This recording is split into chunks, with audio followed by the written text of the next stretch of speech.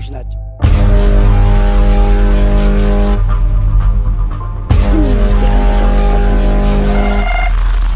አንዲት ሰከንድ ቢሆን ካንተ ውጪ መኖር ማሰብን አልፈልግም።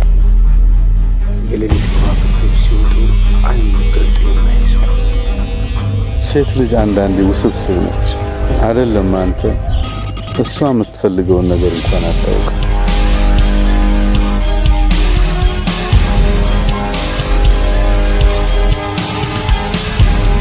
አንቺን የመሰለ የጨረቃ ሽራፊ ውብና እንቁ የሆነች ልጅ አብራኝ እየኖረች ነው። ለወደፊት ደግሞ ልጆች ልንወልድ ነው ብዬ ብናገር የሚያምኑ ይመስልሽ? አትናደጂ፣ ስታኮርፊ፣ ስትጮይ ሁሉ የወንድ ልጅ ትልቁ ድክመት የሚጀምረው እንባውን አውጥቶ ያሳየለታል።